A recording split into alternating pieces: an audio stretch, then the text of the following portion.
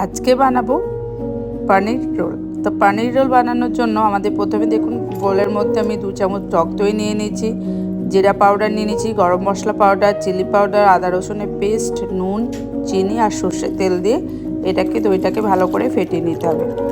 আগে থেকে কেটে রাখা পনিরের টুকরোগুলোকে মিশিয়ে এটাকে 10 থেকে 15 মিনিটের মতো আমি ম্যারিনেট করে রেখে দেবো। তারপরে দেখুন ফ্রাইং প্যানে আমি 1 টেবিল স্পুন তেল দিয়ে নিচ্ছি, তার উপরে এই ম্যারিনেট করে পনিরটা দিয়ে নেব, দিয়ে ভালো করে একটু নাড়াচাড়া করে নিতে হবে।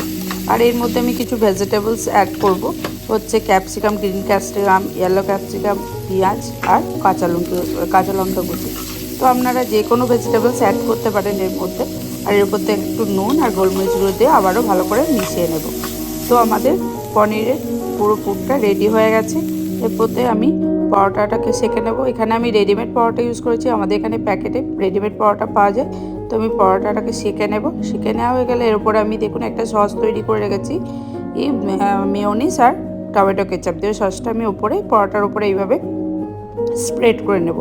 তার উপরে যে পনিরের পুরটা তৈরি করে রাখা হয়েছিল সেটা দিয়ে নেব, আর উপর থেকে হালকা করে একটু টমেটো কেচাপ দিয়ে নেব। আপনারা চাইলে এর উপরে লেবুর রসও দিতে পারেন, চাট মশলা দিতে পারেন, এটা আপনাদের ভালো লাগবে সেটা আপনারা ব্যবহার করতে পারেন।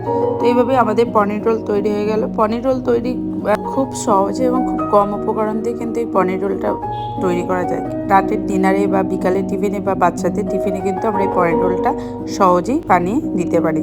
আর অবশ্যই আপনারা কমেন্টস করে জানাবেন বাড়িতে বানিয়ে কেমন হয়েছিল।